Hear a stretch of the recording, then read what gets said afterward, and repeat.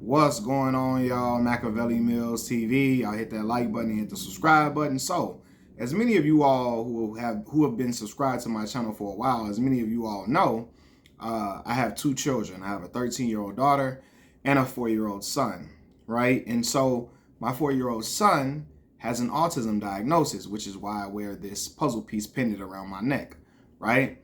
And so in parenting my son, me and his mother both, like, this is something that I think we together have discovered that we have to do. And this is for all parents of children with an autism diagnosis. We must educate our family and friends about autism, educate them about it. Because growing up in Black households, coming up, when kids were crying and they were fussy, what was the first thing your mama, your grandma, and them used to say? Stop all that hollering. Stop crying. Stop all that crying. Cut it. Shut it up. Stop. Stop all that. Cut it out. Stop all that. Shut it up. Stop. Stop. Cut it out. Cut all that crying out. Stop. And they would do it and yell when they do it and do it as a threat. That does not work with children who have an autism diagnosis. It doesn't. All that hollering and yelling, shut it up and stop all that hollering, stop all that crying, that's going to make them cry more. Okay? It barely worked for kids who didn't have an autism diagnosis. So you can imagine you doing that to a kid who has an autism diagnosis. I want to make everybody aware of this.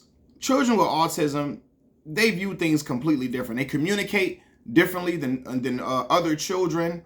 A lot of times my son he doesn't use words yet. He says mama, dada, but other than that, he babbles a lot, but he's not really talking like that yet, right? So he can't tell us what's going on. And with a child who's not using words, we have to see what's going on with him. You can't just holler, shut it up, stop all that hollering, stop all that, stop it up, stop all that crying, stop all that. Man, that's gonna make him even more frustrated and make him more overstimulated. For one, if a child is used to dealing with parents who understand him or her, calm, patient parents, they see a person who they like, yo, what is this individual? They hollering and yelling at me.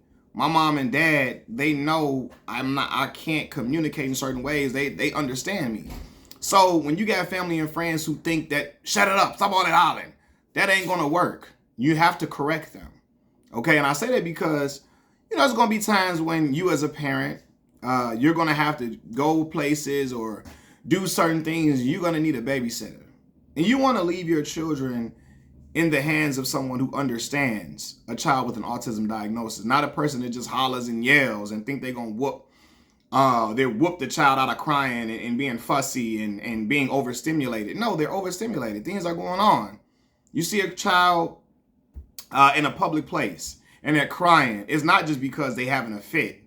No, you're putting a child with an autism diagnosis in an environment where there's so much going on at times. They have to really get settled into their environment. There's like so much going on, so much noise, so many different people, non-familiar faces.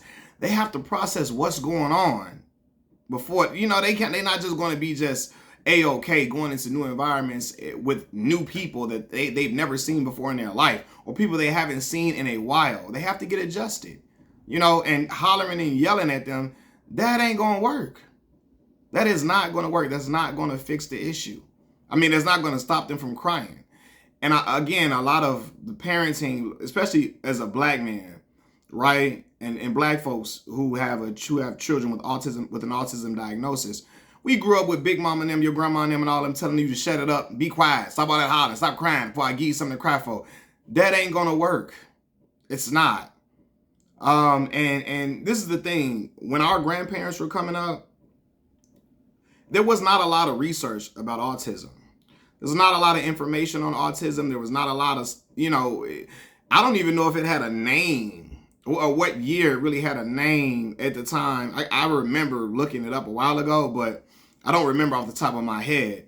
Grandma and them was growing up, that didn't have a name, and a lot of children were on the spectrum at the time, but Black people were so afraid of their children being stigmatized or their children being looked at as different. They were so afraid of their children being looked at as weird or whatever, so they would try to think that they could whoop it out of the kid. that they could chastise the kids so much that they would just get them all straight. You know, and you have a lot of parents, a lot of our parents, I'm talking about, when I say a lot of us as people, you probably had parents who had autism.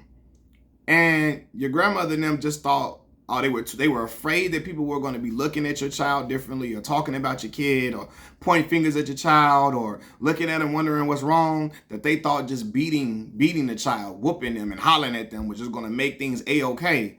And a lot of times it made it worse. You know what I mean? Like, it messed up the relationship from child to parent, which is why you see some parents having messed up relationships with the grandparents, because sometimes children needed help or needed some type of assistance, and they did not get it out of fear that, you know, their parent had. Oh, I don't want my kid to be looked at as different and all of that. You know, and so I say all those things, I'm rambling.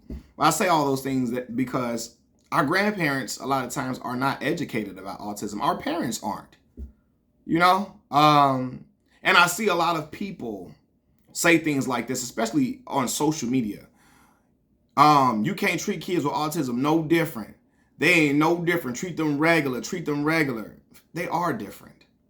They have to be. And again, I'm not saying handicap them all the way 100%. I'm not saying that, right? Because they have to develop skills. They have to learn how to do things, etc. But you have to look at them different, because they look at the world completely different than you and I. They process things completely different than you and I. Like I told you, my son, he knows the difference. Again, autism works like this. My son knows the difference between chicken nuggets from one place and another. He knows the difference between an Oreo treat that he likes to eat, an Oreo treat from Walmart and Aldi's. You know, he knows these little intricate differences. My son goes in a new environment. He don't know people. He gets flustered. Who are all these people? I don't know these people. These aren't my regular people that I'm used to. Sometimes if he's in a new environment and it's the same environment, he just starts, sometimes he can get overstimulated. What's going on? All this loud music, what's going on in here? Wait a minute. You know? And so they aren't just like every other child. So people say that, and again, people that say these things are not people who, one, work with children with autism, with an autism diagnosis on a regular basis, or parent a child with an autism diagnosis. If you're not seeing a child with an autism diagnosis every day, like, you don't know what it's like to be in the shoes of a parent that's raising a child with an autism diagnosis. You don't know. You think you know, and you think you got the answers. You don't see this every day, or at least every other day. You don't know. You don't know what it's like when your child is going into a new environment and flustered, when your child is getting on an elevator, and it's like that feeling is like overstimulating to him to like go up and down in the elevator. It's feeling funny to him. You know what I mean? You don't know what it's like when your child wants to eat specific things, the same things over and over again. You try to get them to try new foods, or try to get her to try new foods. They're like, no, I want the fries from McDonald's. You know, I like fries. I like chicken nuggets. I like mashed potatoes and gravy.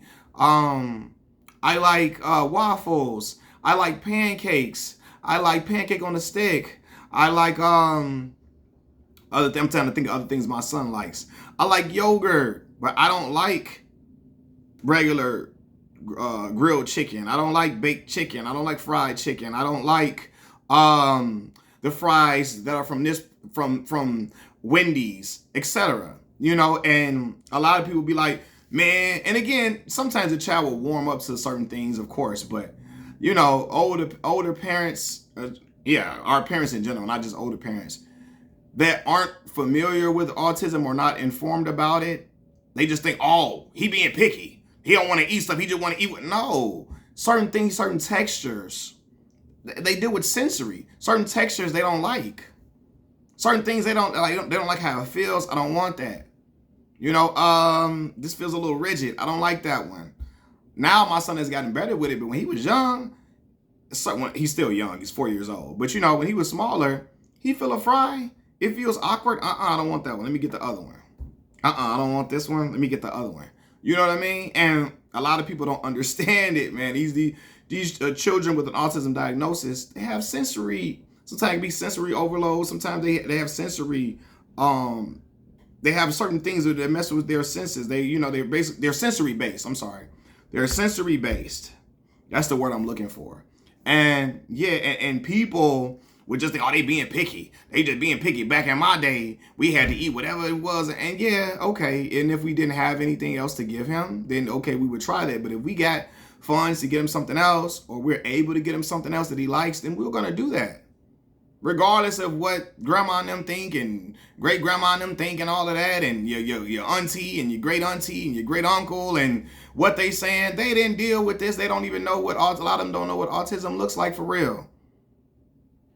Information was not available to them like that. And so, or your family and friends, and I heard my cousin got autism and they just treat him like he normal. Man, listen, and you tell people, and people that say that their little cousin that got autism, a lot of times their parents do not have them in no therapies. They've never been to therapies at all.